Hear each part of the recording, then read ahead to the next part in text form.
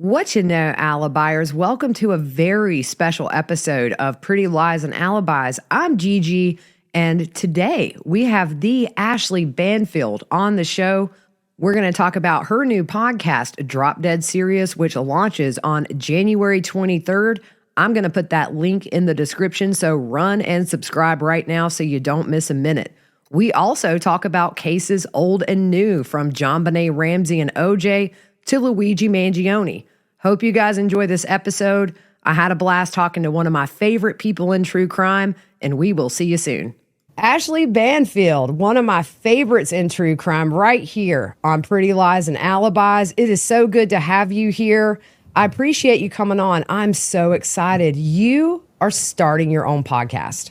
I am, but I'm not going to talk about that before I talk about you, because I'm like a fangirl. I remember, leading up to the Lori Vallow case, I listened to all of your podcasts, and I was in a trance because A, you're such a good journalist.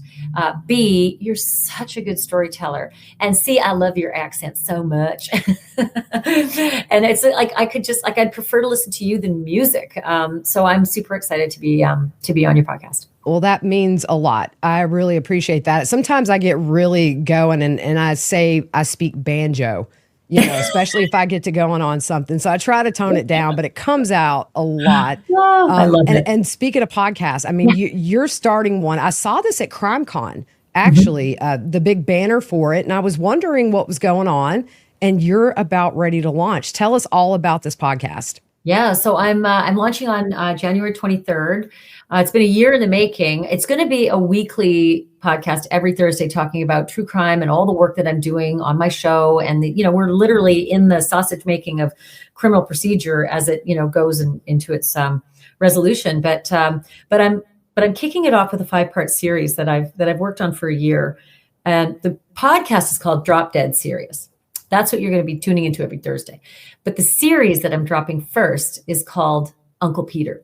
And it's about, I believe, the worst sex predator ever to roam maybe the earth.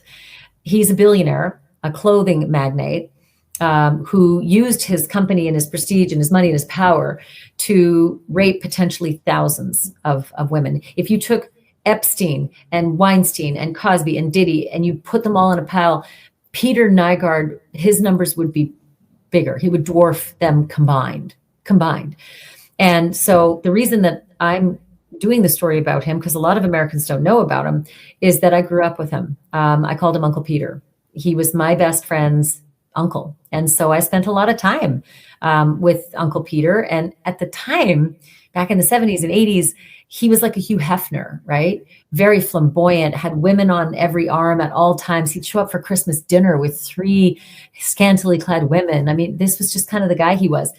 And I remember thinking back then it was like skeevy, but it was Hugh Hefner-y, which wasn't criminal. It was just the way it is. Bad boys, certain men behave that way, and they're considered studs, ladies' man, whatever it was.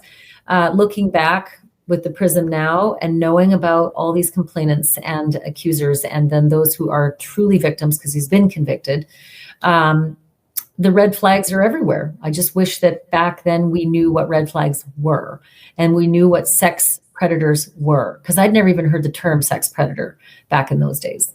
Yeah, it is scary because those weren't conversations we were having back in the 70s, 80s, even into the early 90s. It was just sort of something that was pushed under the rug if it was known, and it's terrifying, the numbers that we don't know of people who have been victims throughout decades of just having to hide it, because there's almost been a stigma attached to being a victim, which is, I'm glad that narrative is changing now, but it was just not something we talked about back then. No, absolutely. And by the way, it was considered a badge of honor. I mean, I remember Peter, there was no shame in showing up for your family's Christmas dinner with 3 women. There was no shame in showing up to job sites where he'd maybe be building a new store with 6 women. I mean, that was his brand. And it wasn't just for show. He literally had a sex, defect in him, and needed so much sex that he would take it whenever he wanted it. And he felt narcissistically like he had the power to get it no matter what. I think a lot of women wanted to hang on, wanted to be the next Mrs. Nygaard, wanted to be in that on that private jet and in that wealthy world. And then boom, it would just come out of nowhere. He would attack. And he was not he was not the kind of date rapist that would come upon you slowly. It was violent. These assaults were violent and vicious. And as he went through his life, they became even more sinister because he would start targeting kids. And he would target poor kids because he had this massive lair in the Bahamas. It was like a Robinson Crusoe treehouse that was 5 acres big. I mean, 5 acres of house, that was like all these thatched, cabanas all intermingled and connected together with waterfalls and underground pools. And it was $70 million. And so he was able to lure a lot of the young girls from the poorer part of the Bahamas who would get an invitation to come to a party at the richest place in town on Lyford Key. Of course, they would want to come to these parties. And then they would be drugged at the parties and they would be raped and many times viciously and violently. And he also, gosh, Gigi, he had such a sick kink. He had a fascination with feces, and so many of his victims said the same thing happened to them, that it was much of his sex kink was based on a feces fascination. And so, they went through a lot of hell, a lot of these women. And I've got a lot of the inside trove of evidence and photos and videos and letters and phone calls and all sorts of stuff that'll be coming out in the series. Yeah, it's, and that's the one thing I love about podcasting is you're not bound by a certain time limit. You can tell that whole story. And that's what true crime listeners crave today. They don't want just the 5 minutes we can give them. They want episodes on it. And I can't wait to listen to this. Now, aside from this case, are you going to do more current cases in the future? Or are you you're gonna follow cases as they break in the news? Yeah. So basically the Drop Dead Serious brand, which is launching Thursday, the 23rd of January, that will be my podcast, but I'm going to start with these episodes. And then when that's done, every single Thursday we'll be talking about the case of the moment, like this kid, Luigi Mangione. That would be one of the top, topics that we would book and wrestle with on a weekly podcast. Yeah, and I mean that case right now is everywhere, and because he's just such an unassuming defendant. You think the money was there. Should he need money to pay for care? And you have to wonder what went wrong. And no, that's every generation online, TikTok, obsessed. Your middle-aged housewives, obsessed. My 90-year-old grandmother, obsessed with this case. I think because it does kind of go out of the norm. There's not a cookie-cutter mold for a murderer, alleged murderer. But with this is a young man, good-looking. He had tons of money, very smart.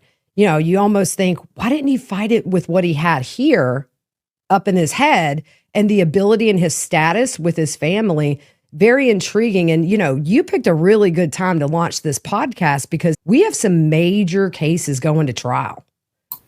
Oh, do we ever? I mean, Idaho, that's going to go to trial. I mean, I hope. I'm not sure it'll go to trial on the date planned in August right now, but my suspicion is with, 4 murders and 4 death penalties, there may be some delays on that one, but I don't think by much.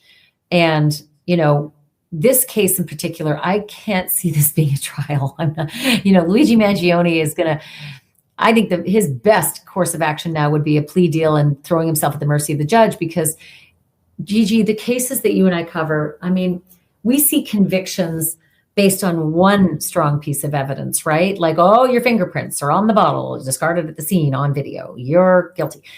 This guy has over 15, I think, smoking guns, including an actual smoking gun. But, there's the ID that was found on him that was used to book into the hostel in New York on his person while arrested. There's a manifesto saying why he does this kind of thing. There's a spiral notebook with the notes of where Brian Thompson was going to be at every minute that morning and which entrance and which meeting room he was going to be in. That is a smoking gun.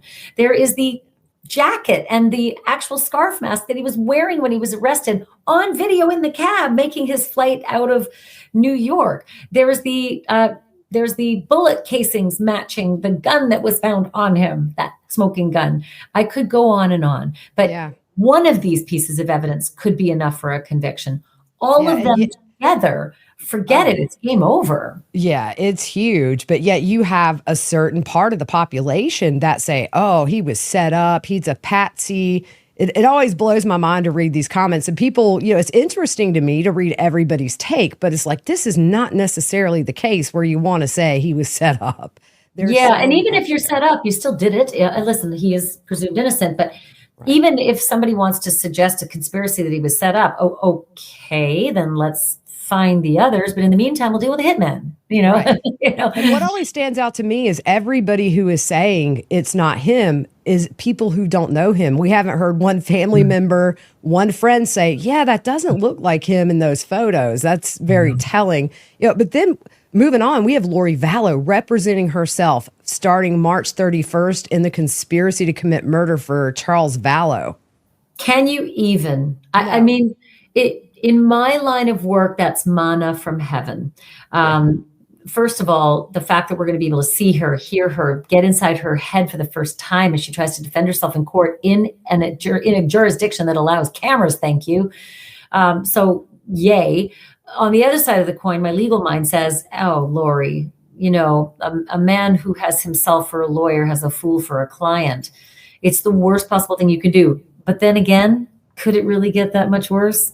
Not really. No. We've seen a lot of the documents out of Chandler, and I know Kay Woodcock is excited that she's going to do that because she has to sit there and look at Kay and talk to her. And also Kay finally gets to show the world who this woman really is because, she's been very protected by the legal system. Idaho kept her under wraps. We weren't allowed live cameras in the courtroom that could really watch what was happening.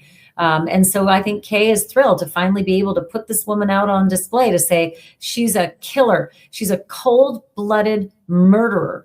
And I'm not even jumping ahead of a case. She's already convicted of it thrice over.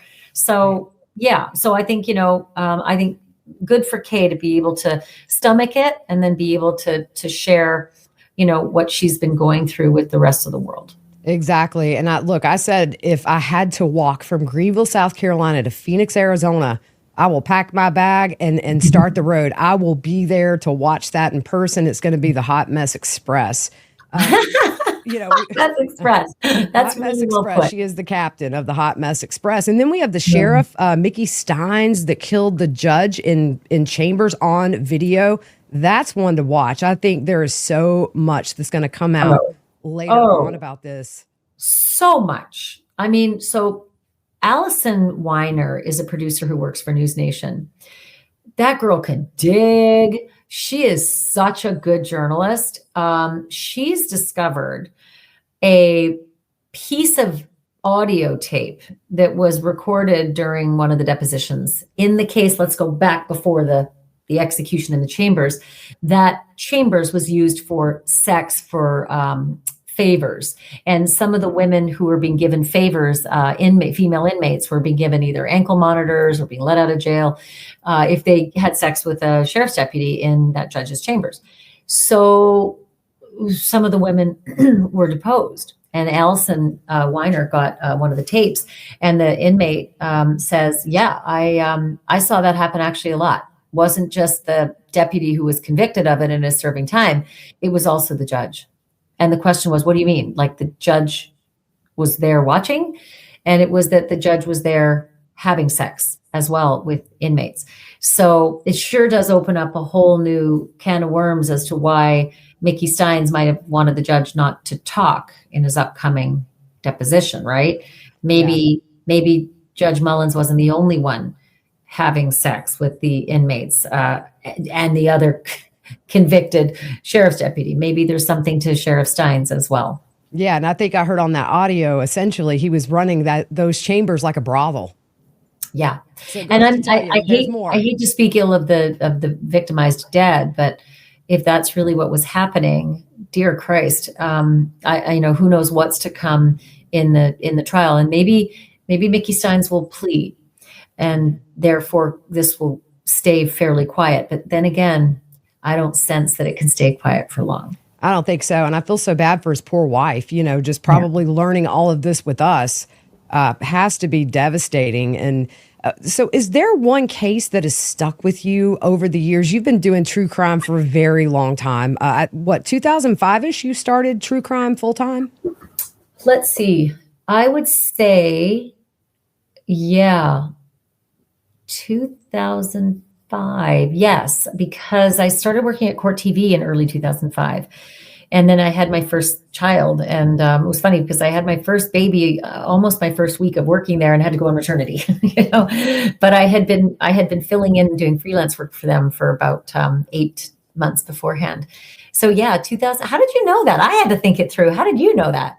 I did a little research, but I also remember I had my first child in 2005. And so I was a stay-at-home mom watching Court TV. And that's really when I started following you in the true crime world, before the very famous 9/11 picture of you where you were there as the towers collapsed. And I'd followed you before that. But really when you hit Court TV is when I was like, wow, I love her style. And so I had a little baby at home. And so that's really when we both have 19-year-olds. Yes. My daughter just moved to New Orleans. I'm not doing well. I'm struggling. So that's so funny you should say that because my son moved to Syracuse for college and I'm good. It's like 11 o'clock at night. I look on 360. She's not home. I'm like, are you safe? And she's like, Mom, I'm having coffee. I'm good. You gotta. This must be the difference between having boys and girls, or I'm just a lousy mom. But I feel like he's, maybe a lot of it is that I went away to college at age 17 and he's 19. And so I kind of feel like, dude, you got 2 years on me. You're 6 feet. And I was like, me. So I feel like he's got this, and it's so weird. I thought I was going to need to talk to him every single day. And I'm okay if a day or two goes by. I mean, I text and I don't get the response. I'm like, okay. Right. And if it's 2 or 3 days, then I say, that's it. Call. I need to know everything's okay. He's also got a roommate too. So I know that there's another set of eyes on him. Yeah, she her as well. But so my son's graduating this year. I have one back to back. And me too. He's like, I'm just going to stay home until I get married. So I got him. And then I have a 13-year-old that's going into high school next year. So I got a ways to go in the mom rearing years. But so I feel you on that. But is there one case that has really stuck with you over the years that you've covered? It's going to sound trite. There's two. OJ, because I truly could not believe that a jury would do that. And I have come to learn, based on my partner at Court TV, Jack Ford, who had interviewed all the OJ jurors, that they truly, did not understand DNA evidence because it was crystal clear to Jack when he asked them, they didn't understand it. They didn't understand what had happened over the 9 months. I mean, they just threw so much spaghetti at them, they were drowning in it. So that upset me because had Marcia Clark and team just kept this KISS principle, right? Keep it simple, stupid. Then we might have had a conviction there. And I will go to my death saying O.J. Simpson was guilty of murder. I don't care what the jury said. I really don't. And consequently, since the interview where Jack discovered they just didn't understand much of the evidence, they have even gone so far as to say that it was payback. They admitted it, some of them. So that's devastating. That sticks with me. Mm-hmm. The other one is Casey Anthony, because I was in the courtroom every single day. And when I see people say they got it wrong, the jury did not get it wrong. The jury didn't get it wrong. The prosecutors got it wrong. The prosecutors went apeshit, and they should have prosecuted the case they had, and they would have had a conviction against Casey Anthony. But because they went so far and beyond, trying to make her out to be Jeffrey Dahmer, and looking for the death penalty, they lost it. Mm-hmm. They shot for the moon. They didn't even end up in the stars. Yeah. And so that sits with me for that reason, but not because of the jury. They were asked to do something that was really unfair. They were asked to jump over this chasm of missing evidence, from good mom. I mean, she was a young mom and a partier, but she wasn't a bad mom. She never raised a hand on that girl. There was no evidence ever of her doing anything abusive to that child, right? And you want them to jump over the chasm to her pasting the tape down over her mouth and nose and holding it till she's suffocated, looking her right in the eye. That's a bit of a leap. Give me something else. Give me some other theory that could have got me to Casey did something to this child and caused her to die, and she needs to pay for what she's done. But they didn't do that. They went all out, and they thought that they could pull the wool over the jurors' eyes and just ask them to leap blindly over that big chasm. And they couldn't. Yeah. And I understood why. Yeah, that makes sense. And what's interesting to me is we're starting to see this resurgence of cases from the 90s, like the Menendez Brothers, JonBenet Ramsey. Those are making their way back into the news. And it's like deja vu all over again, seeing the TV full of these. But with a different lens, right? We're looking at it with a different lens, right? So we're looking at Menendez through the lens of social justice and the fact that we do understand that some parents do sexually abuse their kids. We didn't believe that in the 80s, no matter how much they cried. Baloney, must be a lie, must be a fake. And they were made fun of on SNL. Oh, yeah, I remember that. Happen today, right? So we're seeing that. And then in JonBenet, we're seeing something else. We're seeing how police truly can get so tunnel visioned that they'll actually commit malice, right? They will leak lies to the press in their tunnel vision, and the press, believing their government and believing that this is what police say, will report it, went with it. And we had, the beginnings of cable news, which just, this proliferated this story, and it victimized the Ramsey family over and over and over again. Yeah, I tell you, I watched that documentary on Netflix with my daughter the last time she was home, and she was so angry by the end. She just, I had actually met John Ramsey waiting to do your show at CrimeCon, and what a sweetheart. Yes. Just a great guy. I've never thought the family did it. I do 100% believe the intruder theory. Me too, because Elizabeth Smart was taken by a boogeyman, and Jessica Lunsford was taken by a boogeyman, and I could go on and on. Amber Hagerman, she's the genesis of the Amber Alert, taken by a boogeyman. So some of these cases, you just have to understand, it may not look plausible, but we know it is.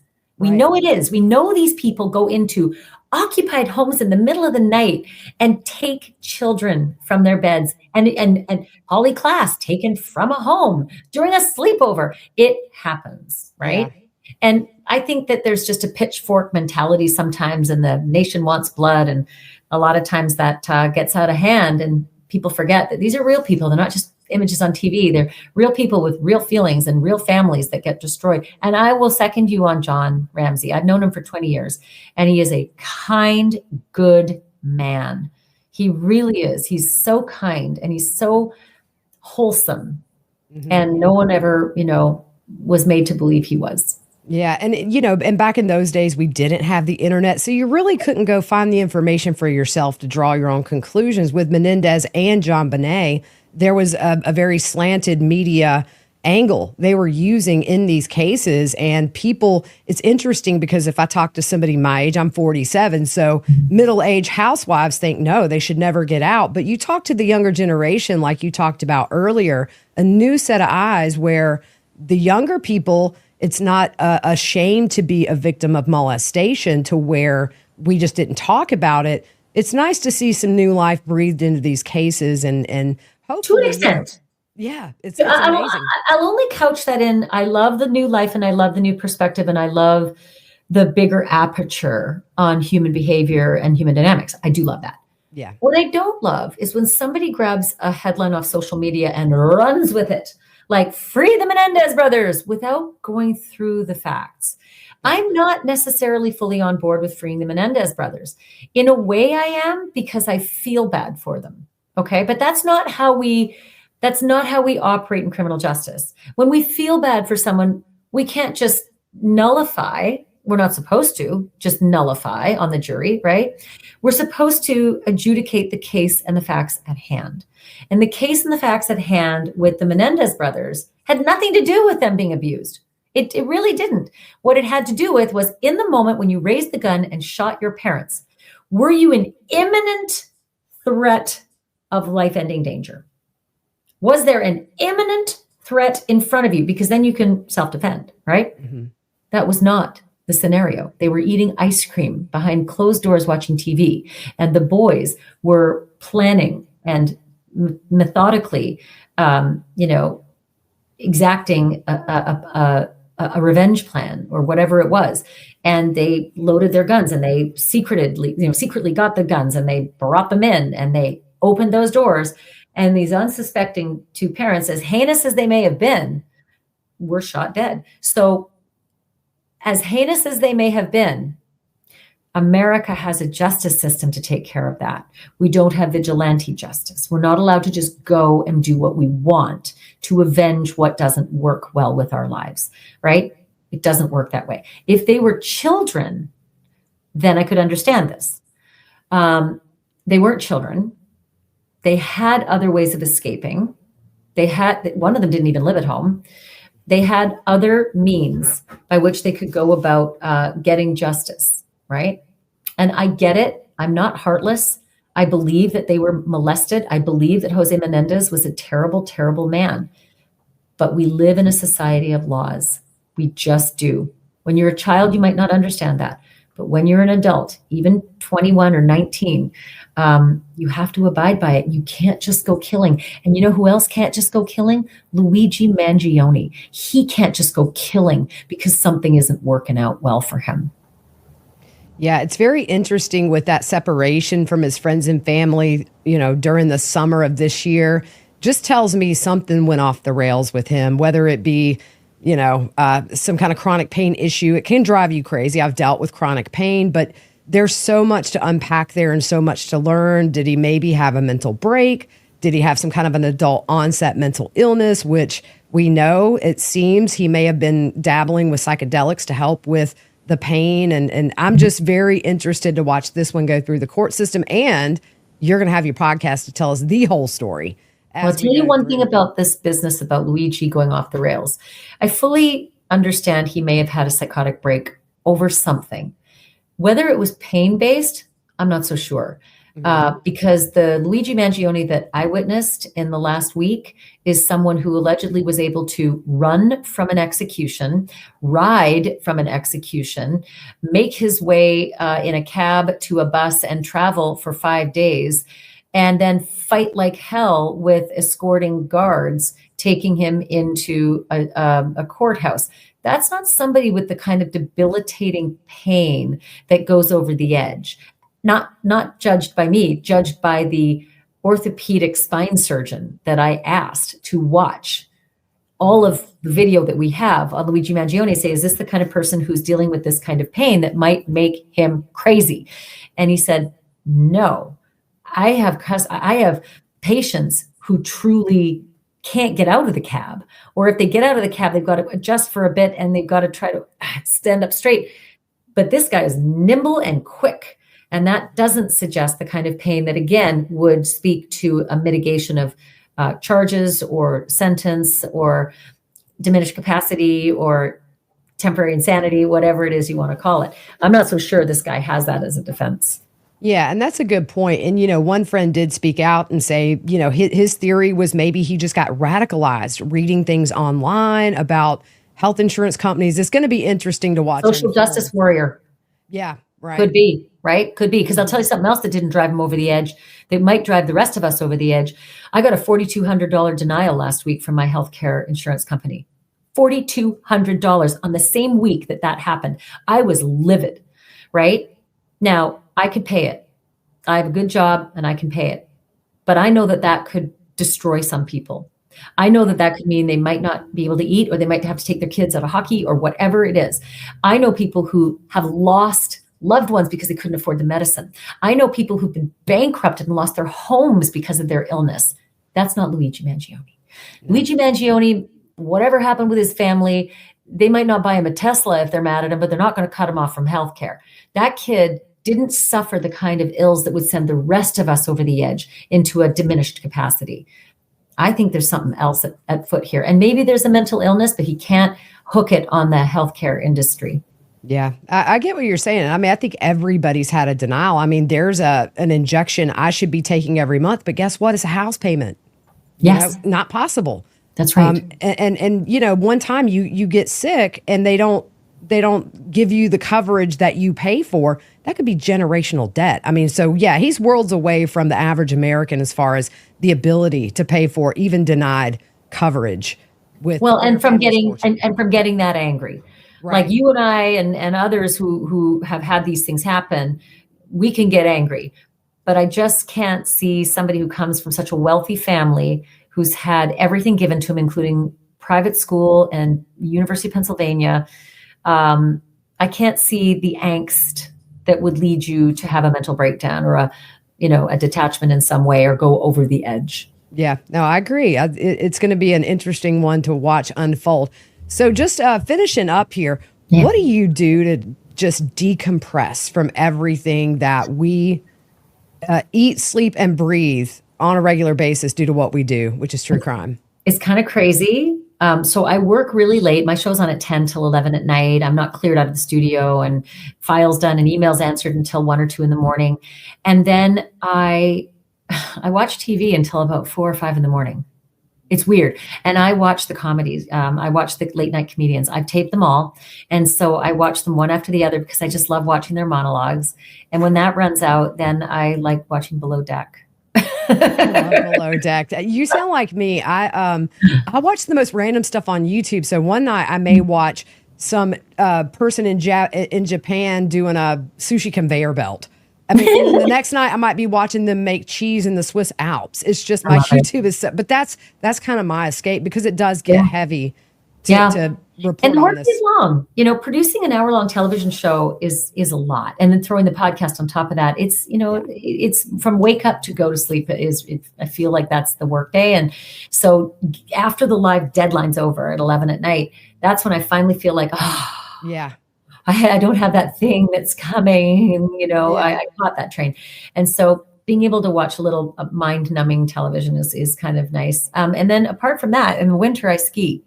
And I don't just ski, I really ski. Like I'm crazy. I go very, very fast. And nice. It's my thing. I was a ski racer once upon a time. That's amazing. Well, you grew up in Canada, so yeah. And I grew up for a while there. I was living in the mountains too, in Whistler and in Lake Louise. So I was on a couple ski teams and stuff. So I absolutely love it. And I love that sometimes the weather's really awful and you'll see everybody going into the lodge and warming up or getting dry, and I'm out there. Yeah.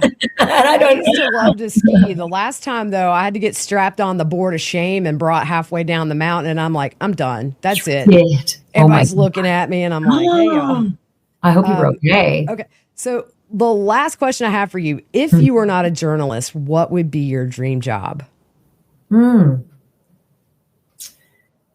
Safari pilot, because man, do they see some things. I mean, gosh, I went to Kenya 2 years ago, and I was up in those planes with those safari pilots thinking, I should just chuck it all into this. This is so miraculous. I'm sure they have their hard days too. And there's quite a bit of risk that goes with that as well. But a little bit. Yeah, that might be it. But I'm really lucky. For 36 years, I've been doing this, and I found my calling early.